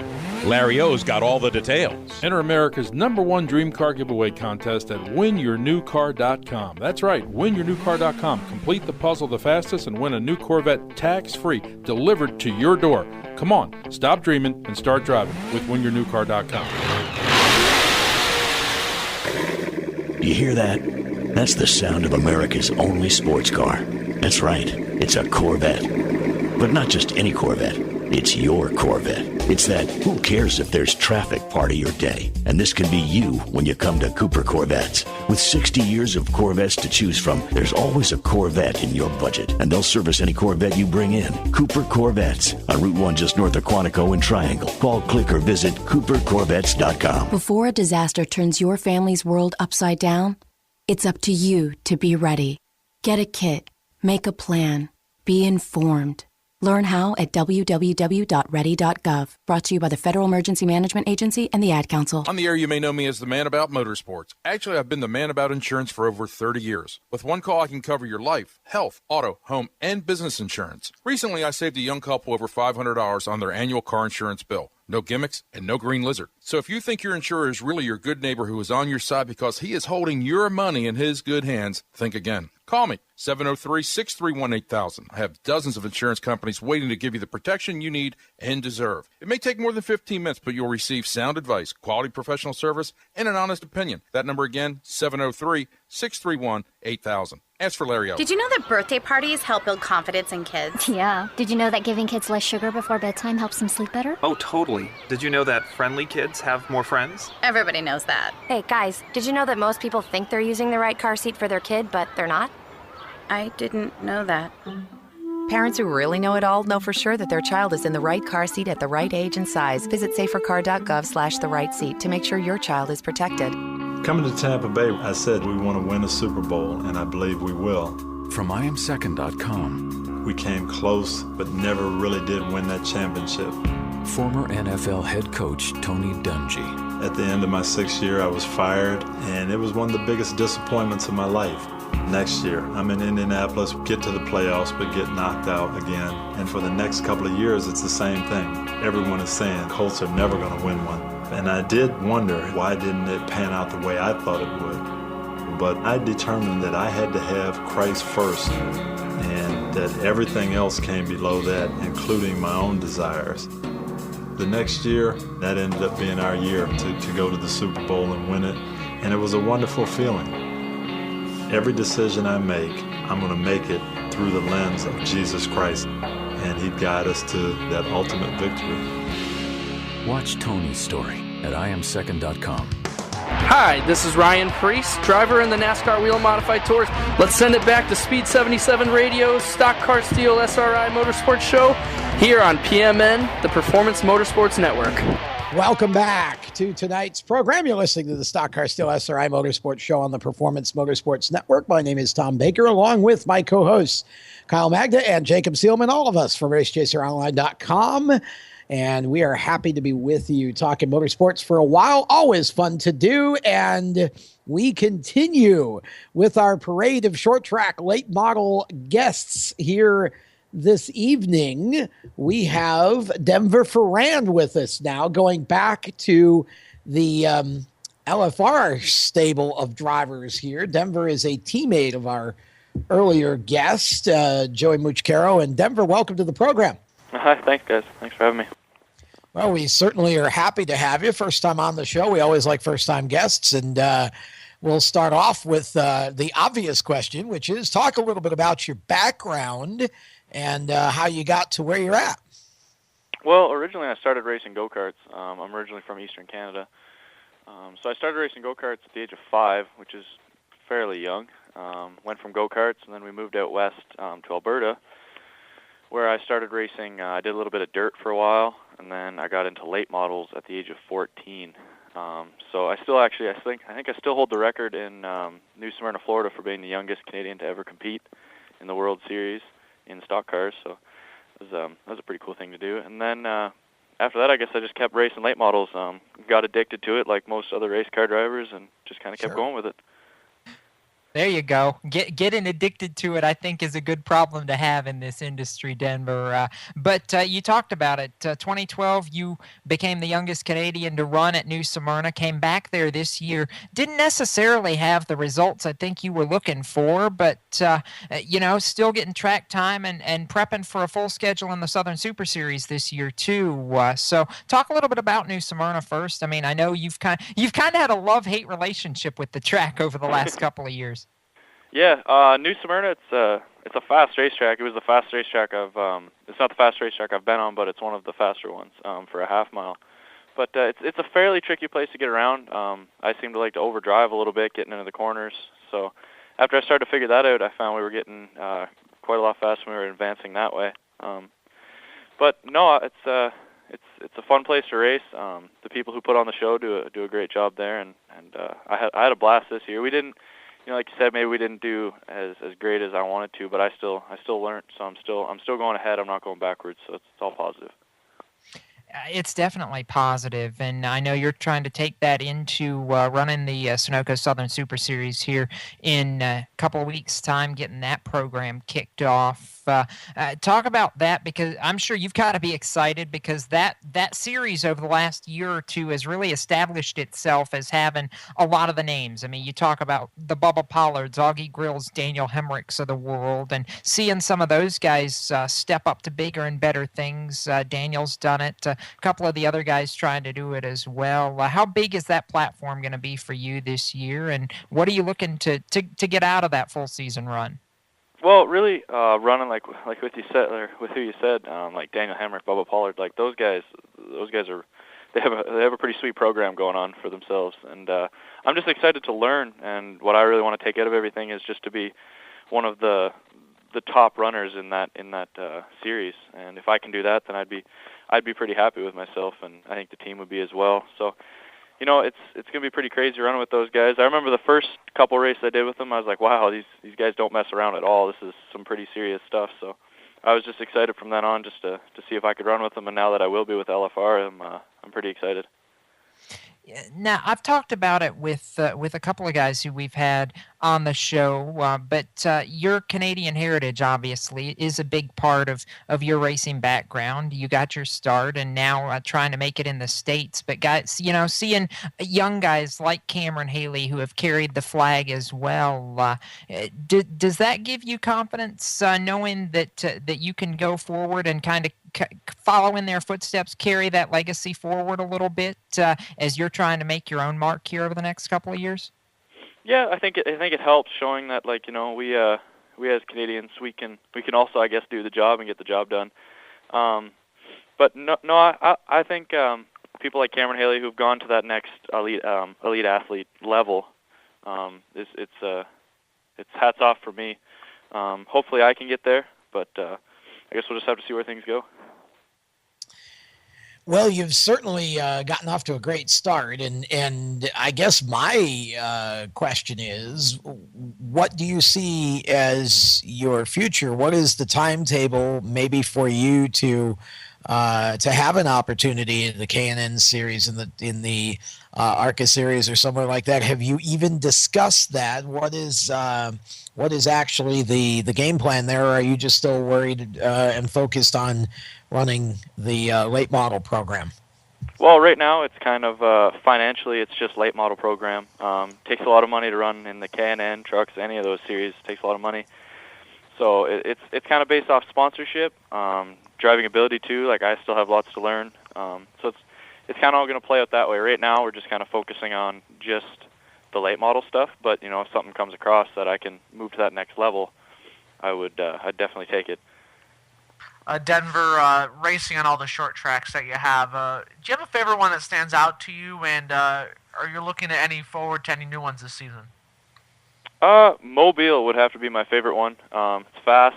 It's a pretty crazy place to run. No walls and stuff like that. It's a blast to run at Mobile. And then I don't know, any new tracks. I'm excited for them all, to be honest. I can't wait to just drive on anything, really. It's kind of just the way I am, and excited to see what I can get out of all of them. Well, I would suspect that plenty of opportunity is going to come your way. The folks from LFR certainly have a tremendous record of achievement in the sport. I mean, you're working with some legends. What's it like? And do you have a lot of discussions with Tony Erie Sr. and Jr.? How does that all work out over there? Well, I have New Smyrna. They were Tony Erie Jr. wasn't there, but Tony Erie Sr. was, and I kind of I guess cornered him every now and then. I was kind of like, like what am I doing wrong on the track and stuff like this. And he's a very educated man. He really knows his stuff, so he could explain it in a way that some people couldn't, and it was really easy to understand. So I appreciate his knowledge and what he brings to the table for LFR. Oh, there's no question. And again, with with Rob Fuller involved on the modified side, and also with Jeff Foltz involved on the late model side, that's just a terrific opportunity for you. And I'm sure you got to be excited about what's going on for this year for sure. Oh, definitely. I've worked with Jeff. It's almost been 3 years now, so me and him know each other pretty well. And Rob Fuller has I find he's a pretty easy guy to get along with. And he's a very knowledgeable businessman. So I'm excited. I know you're excited. Really quickly, goals for the Southern Super Series. I know you said you want to just establish yourself as a top runner, Denver, but where do you guys set the bar for yourself here in 2015? Position-wise, I think if we could always be in that top 10, top 15 bracket, I think that's going to be very beneficial for us. I don't know if we'll be winning a race, but definitely going to go out every weekend trying to. But if we could get a podium finish, that'd be awesome. And I know you can't do it by yourself, and none of these programs would be possible alone, Denver. Want to give you a chance to give some shout-outs. Who makes it happen for you and the team? MMD Mineral Sizing is a sponsor of mine. I'd just like to thank my entire team, all the guys who put together LFR. They're an amazing group of guys, so if it wasn't for them, I don't think I'd be doing this. Well, it's been a lot of fun, and I'm looking forward to seeing what you can do here in 2015, as are, I know, a lot of people. So we appreciate you coming on the show tonight, and we look forward to having you back on here later in the season, hopefully to talk about a strong run or maybe even a win if you can get to victory lane. Yeah, that would be awesome. That's Denver Ferran, and coming up in just a moment, we are going to revisit the Spears SRL Tour Winners Showdown and talk with one of the guys who we brought up who has a story from over the weekend. Noah Gragson going to join us on the line to talk about rebuilding a car in less than a day and qualifying it into the main event. That's next. You're listening to the Stock Car Steel SRI Motorsports Show on the Performance Motorsports Network. How would you like to win a brand new Corvette? Larry O's got all the details. In the Pits Media is proud to present its newest partner, WinYourNewCar.com. That's right, you now can enter the #1 American Dream Car Contest giveaway at WinYourNewCar.com. Complete the puzzle the fastest and win a new Corvette tax-free, delivered to your door. Come on, stop dreaming, start driving with WinYourNewCar.com. Car problems? You can trust your local Cotman man. Cotman has a 40-year history as a leader in car repair and making happy, satisfied customers. Whatever's wrong with your car, SUV, or truck, Cotman will check it out free using state-of-the-art diagnostic equipment. Don't take chances with your car. Bring it to Cotman and let your local Cotman man show you why they are America's transmission and total auto care experts. Visit Cotman.com to download money-saving coupons. Cotman. Real service, real fast. You know that phone call is going to come at the worst possible time. Right in the end of the game. Fourth quarter, fourth down, and 1 yard to go. They're piling up, but you can't watch that. You got to get that car off the road. This could have been prevented if you have taken advantage of Cotman's free TransCheck 21. Here's a chance to have us look at your car and head off any problems that could happen that could interrupt that game. Again, it's a free check. Come see us. See Leonard and the fine folks at Cotman of Manassas, 9113 Mathis Avenue in Manassas. Give them a call at 703-365-7200. Before a disaster turns your family's world upside down, it's up to you to be ready. Get a kit, make a plan, be informed. Learn how at www.ready.gov. Brought to you by the Federal Emergency Management Agency and the Ad Council. If you're a gearhead, you probably go online to those hot rod superstores, drooling over the chrome and speed goodies until you find just the right item for your muscle car, tuner car, or truck. But what do you do when it comes to fixing the mom mobile? If you're like most do-it-yourselfers, you head to the strip mall parts store and talk to the "Do you want fries with that?" kid behind the counter. Hold on, Bunky. Did you stop to think where those chain stores are getting the parts that you're installing in the vehicle that's used to transport your family everywhere? They get the cheapest suppliers they can find to sell you the parts at bargain prices. Their limited lifetime warranties? What a joke. Remember the last time Mom's car broke down? You heard about that one for weeks. Don't take that chance again. Excelsior Racing has the quality parts you need for your family vehicle. Parts that you can install knowing you're getting the best for your family. Excelsior Racing. Quality parts, personalized service, affordable pricing, fast to you direct. Excelsior Racing. Online at excelsiorracing.com or call 502-909-2034. Hi everybody, this is Geddy Lee for RAD. To many of us, drunk driving is something that other people do. Certainly not one of our friends or relatives would do such a thing. When you see someone who's had too much to drink, about to get into a car, urge them to give up the keys and find alternate transportation. Always choose a designated driver. Remember, music lives, you should too. A public service message brought to you by the U.S. Department of Transportation, RAD, the National Association of Broadcasters, and the Ad Council. Here we go with more of the Stock Car Steel SRI Motorsports Show on the Performance Motorsports Network. Well, this has been fun so far, hasn't it? And I know I probably left him in the corner going, hey, what happened? But you know what? That's just what we do sometimes. Welcome back to the Stock Car Steel SRI Motorsports Show on the Performance Motorsports Network. Jacob Seelman, along with my now displaced host, I guess you'd call him, Tom Baker. Kyle Magda here at the table as well. And Tom, let's draw a picture here. You back your car into the wall in turn 3 in practice, you have less than a day to rebuild it, and then you come back and qualify for the main event, getting there about 10 minutes before the last qualifying race, and that's exactly what our next guest did over the weekend.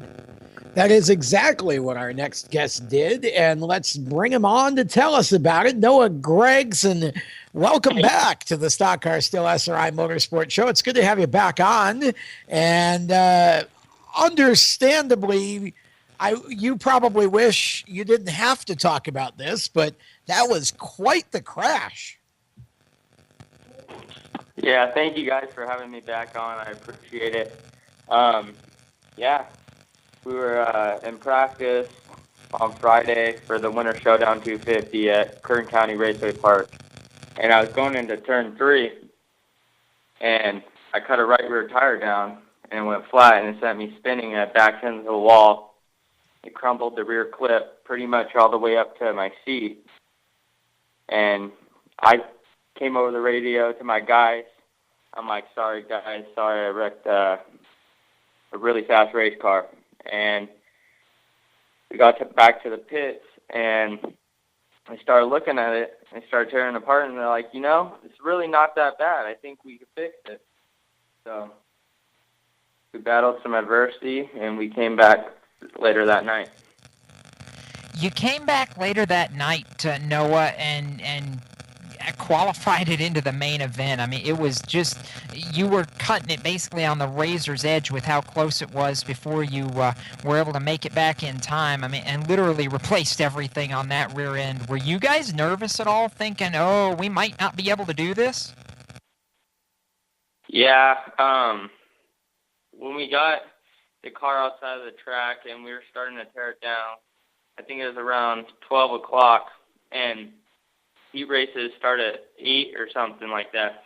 So our goal was just to take it over to Victory Circle Chassis over in Bakersfield and tear the car down, see if it's even worth rebuilding it, putting a rear clip on it. And so we just wanted to make it back for the last chance qualifier the next day on the Saturday. But the guys looked over it, and they're like, man, we might be able to get it back before the last heat race. So we had Jeff Jefferson go tell the officials that we're going to try and make it back and to put us in the third heat race. And so they did that. But it was definitely close. It was definitely close, and it certainly seemed like you were in a bit of trouble, but they got it back, and that was a pretty amazing accomplishment. It's one of those situations where you look at it after you repair it, and you go, well, it really didn't. It really doesn't necessarily look pretty, but as long as it runs, that's the main thing. Yeah, no, it was a pretty big crash. Like most of the teams, if not almost every team out there, probably would have loaded it up in the trailer and went back home. But we had a different idea, and we battled through it. And you can accomplish anything if you set your mind to it. I can't thank all the guys over at Jerry Pitts Racing and Victory Circle Chassis for getting the car back together so fast. I can't thank them enough. Noah, being a rookie on the K&N West schedule this season, any tracks that you're looking forward to, and have you ever raced in any of them before? Yeah, I'm looking forward to pretty much every track, but I've been to Sonoma in a legend car last year. I finished second there. Looking forward to Phoenix. I've been to Tucson for the Chili Willy's 100, and I just finished up the Winter Showdown 250 at Kern. All right, Noah, let's take a step back at this for a second, because I know obviously the car wasn't quite the same after you guys had to repair it. Still made the main event, still had some speed in it, but before you had that crash in practice, did you guys think you had a piece that could have contended for the win? I didn't want to get too ahead of myself there, but I was definitely confident in the fast hot rod they gave me from Jefferson Pitts Racing. It was a really fast car. The crew did a great job just dialing it in to my needs. And on Thursday, we're doing our mock qualifying run with about an hour to go in the practice, the all-day practice, and we put a third on the board on the 2 laps that we did. We went kind of early before the sun went down, so the track was still a little hot and greasy. And then so cars just started going out and out, and they started getting faster and faster. But I knew that if we would have went out later that day, when the fast guys went out, like Bubba Pollard and Derek Thorne and Mayhew and all them, I think we would have been right up there with them had we gone later in the day.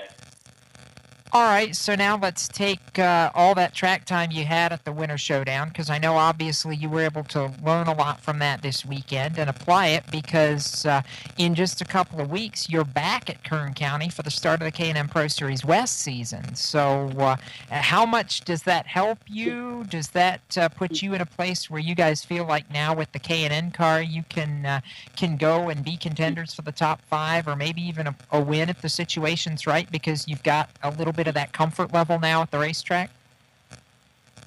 Yeah, any seat time helps on anything, whether it be on iRacing. Kern County's not on there, but iRacing or in real life, just anything helps to get an idea for it. But I think that with that track seat time, we will be a contender for the win, if not a top 5 at least. So we got a lot of seat time at Kern, and the day after the race, actually, I tested the K&N car there, so that was pretty cool. Our goal was to get a lot of seat time that weekend, and we did. You got the seat time, and now you're prepping for hopefully a good run in a couple of weeks, Noah. And I know that the run at the Winter Showdown, everything you guys have built up to here, it's not possible by yourself. So sponsor shout-outs, who makes it happen?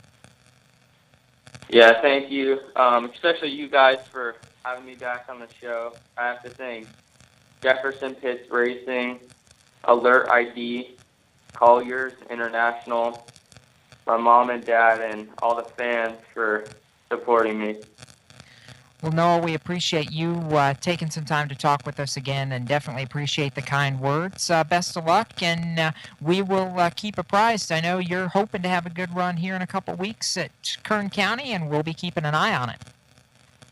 Yeah, thank you for having me. If you guys want to check out my Instagram and Facebook, you can check me out at Noah Gregson or Noah Gregson Racing.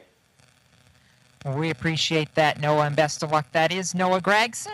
He'll be running the K&N West Opener in a couple weeks back at Kern County Raceway Park. And, Tom, you talk about the team he's going to be running for, Jefferson Pitts Racing. That's basically what was Gene Price Motorsports, the team that piloted Greg Pursley and Dylan Kwasniewski between them to 3 championships in 6 years. So these guys know how to get it done. They've got 2 basically green rookies in Grayson Raz and Noah behind the wheel of their cars for 2015, but at the same time, they're no less confident than they ever have been that they can go out and get it done in 2015 and maybe get a 4th championship. Oh, I definitely think that's possible for sure, and it's a great opportunity for Noah and for Grayson as well. And you mentioned Dylan Kwasniewski, and this kind of gives us an opportunity to transition into talking about Dylan a little bit, guys. Jacob, what do you make of the situation with Dylan Kwasniewski this year? I mean, he, obviously ran a full season last year in the nationwide series. This year, it was then. Yeah, I wanted to be careful about that. It was in 2014. Yeah, I didn't want to have to throw a buck in the jar. I've thrown enough in there already this year. But I was a little surprised, honestly, that, I mean, I understand that you've got opportunities with other drivers, but doggone, I mean, he's obviously somebody sending him the message that he needs to watch and learn, I guess, because no seat time right now at all for him in the series with Chip Ganassi at this point. Well, Tom, how many times have we said on this show that this is a sponsor-driven industry? Let's stop and look at this. Brennan Poole brings sponsorship to the table. Kyle Larson brings sponsorship to the table. Do we not think that if Dylan Kwasniewski had a sponsorship package ready to go, that there wouldn't be a car for him? I've heard a lot of rumors lately, guys, that Rockstar may have pulled a lot of their support. And I'm not going to speak and say that it's happened, but I've heard a lot of rumors going around that maybe Rockstar's decided to step back or something to that effect. And it would make a lot of sense, Kyle Magda, wouldn't it? If the sponsor money's not there, you don't get the seat. Yeah, I mean, with what was going on with Dylan Kwasniewski last year, running that full season with Turner Scott Motorsports, and not really getting the season that he wanted out of that, with a lot of hopes, winning the pole at Daytona in his first ever start, and just not producing the results that he wanted. So that's definitely a possibility. I don't know whether Dylan will look for something else, or he's still under contract with Earnhardt Ganassi Racing. It'll just be interesting to see how everything will turn out for him with his racing future. Yeah, it really will. I'm really going to be interested to see where this goes. And sometimes a step back can, amount to 2 steps forward. So let's hope that that'll be the case for Dylan and it all works out well in the end. He's a great kid and certainly a huge talent. So hopefully that'll work out for him. And we are going to step aside for a moment. When we come back, we'll have our final segment and final thoughts with some picks included. You're listening to the Stock Car Steel SRI Motorsports Show on the Performance Motorsports Network. How would you like to win a brand new Corvette? Larry O's got all the details. WinYourNewCar.com. Enter America's #1 dream car giveaway contest. At WinYourNewCar.com, complete the puzzle the fastest and win a new Corvette tax-free. Come on, stop dreaming, start driving with WinYourNewCar.com. Car problems? You can trust your local Cotman man. Cotman has a 40-year history as a leader in car repair and making happy, satisfied customers. Whatever's wrong with your car, SUV, or truck, Cotman will check it out free using state-of-the-art diagnostic equipment. Don't take chances with your car. Bring it to Cotman and let your local Cotman man show you why they are America's transmission and total auto care experts. Visit Cotman.com to download money-saving coupons. Cotman. Real service, real fast. You know that phone call is going to come at the worst possible time, right in the end of the game. Fourth quarter, fourth down, and 1 yard to go. They're piling up, but you can't watch that. You got to get that car off the road. This could have been prevented if you have taken advantage of Cotman's free TransCheck 21. Here's a chance to have us look at your car and head off any problems that could happen that could interrupt that game. Again, it's a free check. Come see us. See Leonard and the fine folks at Cotman of Manassas, 9113 Mathis Avenue in Manassas. Give them a call at 703-365-7200. Media sales professionals with agency experience. If you're frustrated with your current position, unrealistic quotas, and inept management, if you're a sales machine and you simply will not take no as an acceptable reply, if you're looking for a rapidly growing company with unlimited sales potential for commissions in the hundreds of thousands of dollars, if you're searching for a high-tech, forward-looking, laid-back, but extremely professional organization who appreciate your skills and dedication, we have your next opportunity. Scorpion Radio Group is building a sales team of self-starters who are motivated. Your imagination is the only limit here. Call 717-749-0444 or email us at scorpionradiogroup@gmail.com. That's 717-749-0444 and ask for Sue. Hi, this is Jens Scott from Summit Point Kart in Summit Point, West Virginia. If you're looking for a real racing experience on a real racetrack, come out to Summit Point Kart this weekend. For as little as $25, you can get your racing career started. New this year, Summit Point Kart offers the RX 250 capable of over 75 miles an hour. We're open every Friday from 5 p.m. till 9 p.m., Saturday from noon till 10 p.m., and Sunday from noon till 9 p.m. For more information, go to our website, summitpointkartwithak.com, or you can call us at 304-725-5270. Summit Point Kart, your East Coast karting center. For 17 years, Stock Car Steel has been a leading materials supplier to the racing industry. Now they're also an official motorsports content partner of Race Chaser Online. The biggest names in NASCAR trust Stock Car Steel for all their raw materials, such as carbon steel, chrome moly, DOM, aluminum, plastics, and much, much more. You can't build a race car without the basic materials, and Stock Car Steel is the place to get them. Don't forget to also visit Stock Car Steel's sister company, SRI Supplies, for racing and industry. SRI is your #1 source for all your shop supply needs. Nuts, bolts, rivets, tapes, adhesives, cutting tools, chemicals, body shop supplies, paint shop supplies, lubricants, and more. A well-stocked race shop is a winning race shop, and the road to winning begins with 3 letters, SRI. For more information, visit stockcarsteel.com and SRI-supplies.com. You can also find them on Facebook at Stock Car Steel and Aluminum, or call either company toll-free at 1-888-752-7272. Hi, this is Ryan Shattuck, driver in the Wheelin' All-American Series. Let's send it back to Speed 77 Radio's Stock Car Steel SRI Motorsports Show here on PMN, the Performance Motorsports Network. Welcome back to the Stock Car Steel SRI Motorsports Show. Tom Baker along with Jacob Seelman and Kyle Magda talking motorsports. Jacob, we've spent a lot of the last hour or so talking about late models, and I want to continue on that theme for just a moment. Yes, please. The Pass South Series opening their season this coming weekend down in Dillon, South Carolina. Looks like really good racing weather, 60 degrees or so, and sunshine on the weekend down there. And I think a very strong field of cars. You know, I think we talked about this earlier. When you have these opening shows like this, you always have more cars because everybody's been sitting around all winter. Everybody is anxious, and nobody's crashed yet.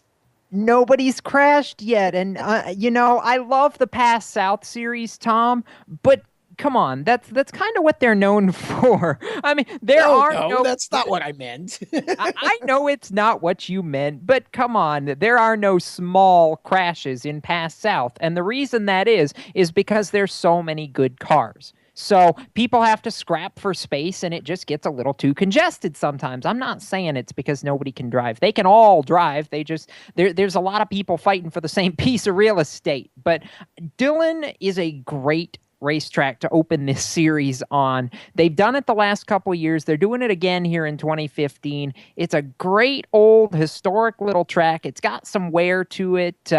And these guys just love racing on it. We've seen some of the best triumph here. Daniel Hemrick, I believe, the defending winner of this race, Tom. So the cream always rises to the top, and it really shakes out the pretenders from the contenders early and gives you a good picture of what you're going to be playing with on the Pass South Tour for 2015. And I think it's going to be a whole lot different than in past years. I mean, we know Daniel's got a full-time ride in the Truck Series, so there's one big name that's not going to be in the field contending for wins on a fairly regular basis. I don't know for sure what Carswell Motorsports has planned for that number 98 machine for the 2015 season, if Daniel's still going to be running it part-time when his schedule allows, or whether we may see somebody else hop into that seat. But there's one contender. I mean, of course, all the usual names, and my eye is on Preston Peltier to make a splash in 2015. He's come so close the last couple of years. Why not see that car get it done? I'm excited. It's going to be fun. I love Dylan. I love the Pass Series.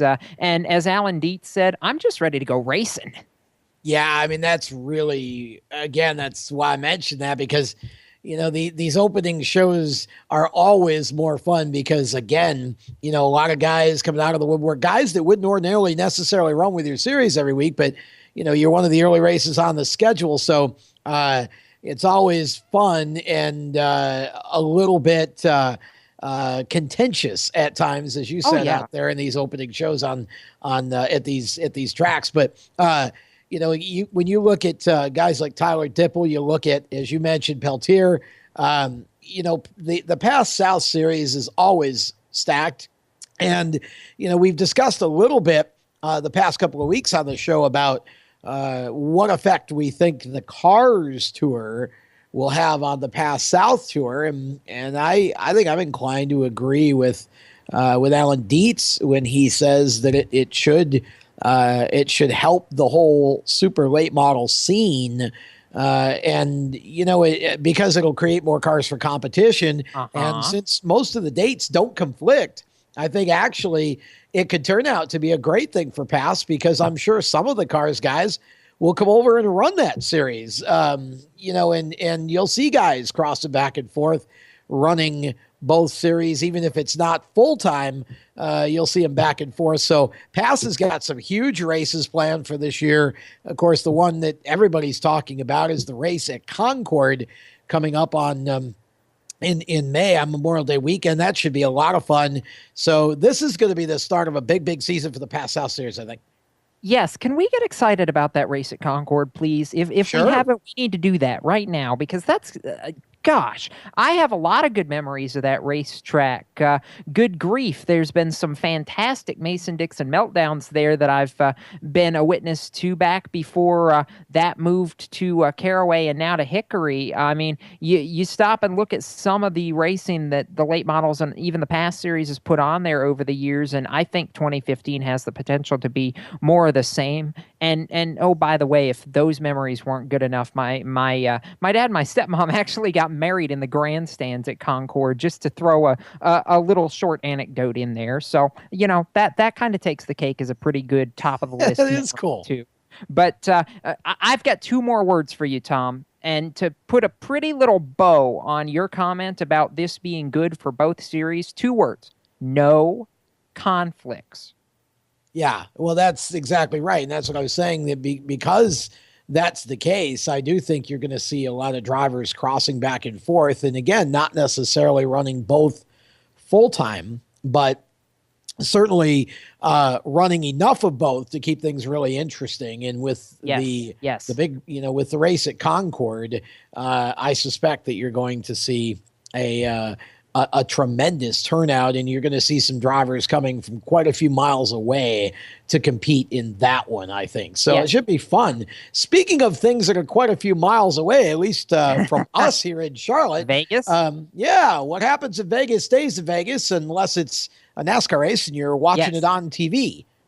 in which case it's in your living room. That's correct. But no, we're gonna have fun. Everybody rolls the dice in Vegas. We did that a little bit on Monday night. I'm gonna make our dear friend Kyle Magda play here in just a moment at the table. But I'm excited about this weekend in Vegas. It's the first. I say it's the first real race of 2015, and I'll tell you why. Daytona's a plate track race. We know that. But Atlanta, even in the intermediate track world, is a little bit of an anomaly because it's so much of a tire eater. That's what provides you 2 and 3 groove racing. And really, it makes it difficult to pass. It makes it fun. Drivers can fan out. But it's not really a good indicator of what the rest of the intermediate tracks on the schedule will do. So this is the race that you're going to see who's good and who's not, at least for the early part of the season. To recap, Tom, Monday night, you said Jeff Gordon was going to be good in Sin City. I said Jimmy Johnson, who is a 4-time winner at Las Vegas, was going to be good in Sin City. The Xfinity cars are going to be there too. Kyle Magda, I'm going to make you play at the table now here. Who do you like for the Who do you like for the Xfinity and the Cup races this weekend? You know, I had a lot to think about this, and with the Xfinity race this week, there's not a lot of Cup drivers in it. Denny Hamlin's running it in place of Kyle Busch this week. There's Austin Dillon as well, making his second start of the season. Also, Dale Earnhardt Jr. running his own car. But when I was looking at the entry list, guys, just a name that stood out to me. Of course, Jacob, you did mention about Brennan Poole earlier, but the guy I think is going to be the one to beat on Saturday is going to be Chase Elliott. So good on the 1.5-mile tracks, winning at Texas last year and Chicagoland in July. Just so many things, out of that camp. And I know they did get a top 5 last week, and also with Kevin Harvick winning in Atlanta. That fourth win there for Kevin Harvick. But with having that thing, Junior Motorsports going up on such a high level with competition last year, and of course this year. With the win at Atlanta. So I think right now that they're probably the cars to beat looking at them, throwing Regan Smith in there as well. And for the Cup race, you guys do bring up some good points with Jeff Gordon, and I would not be shocked if Jimmy Johnson did go and win back-to-back weeks. But another driver I was looking at was the guy who finished second to Jimmy Johnson last week, and that was Kevin Harvick. And my memory serves me correct. Last year, Kevin Harvick was about to go for the lead and then wound up, I think his engine let go. So there's so many things, so many more races Kevin Harvick could have won last year, but right now I'm looking at that number 4 car to pick up the first win of the season. Well, then. Interesting. Yeah, that's kind of my thought. Though I'm not surprised at the Harvick pick, but Tom, I think Kyle got a little bit confused. He didn't just pick one. He basically sat there and said the whole of Junior Motorsports is gonna potentially take the checkered flag. It's not just gonna be one car. Chase Elliott. Fair enough. Okay, so it's called gambling, and you have to actually choose black or red is how that works, Kyle. Look, Chase is a strong pick, and I really think that you're going to see the Junior Motorsports cars up front. I just didn't pick any of them to win. I think you and I agreed on this, Jacob, when we picked Ryan Blaney to win in the 22 car.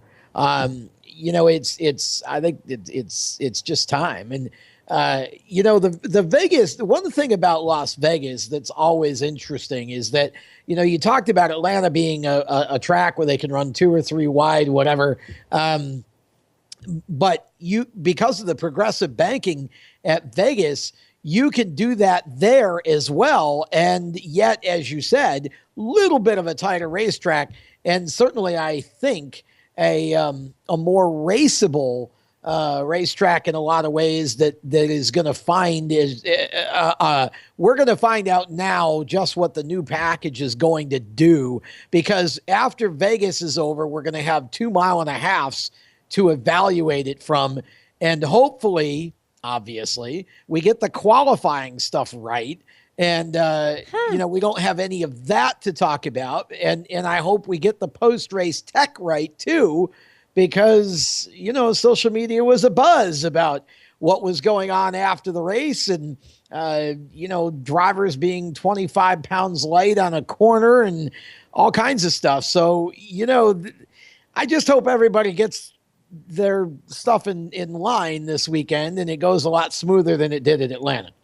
That's what we're hoping. Oh, by the way, NASCAR's made a few tweaks to give these guys 15 extra minutes, qualifying starting 5 minutes later, and practice ending 10 minutes earlier. So these guys can't make complaints about time. They've got the maximum amount of time that NASCAR can feasibly give them within the TV contracts to make this happen. So that's my 2 cents on that. But right now, gentlemen, I say I see a checkered flag hanging right over the window here, and that means we're basically done here on tonight's Stock Car Steel SRI Motorsports Show. It's been fun. Appreciate the quartet of guests that we had tonight. Noah Gregson, Joey Mooch, Denver Ferran, and of course Clint King. Definitely appreciate all their time, and I'm looking forward to Monday night already. This is going to be a lot of fun.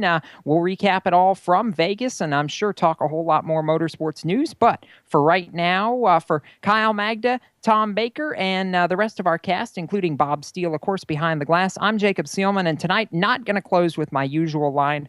I didn't get a chance to do this on Monday night, but want to pay tribute to Leonard Nimoy, who recently passed away. I was a Trekkie, and just want to say in thanks to him. So in closing tonight, keep it off the wall, but please live long and prosper, and somewhere along the way, we'll see you at the racetrack. Thanks to our partners at Stock Car Steel and SRI Supplies for making this show possible.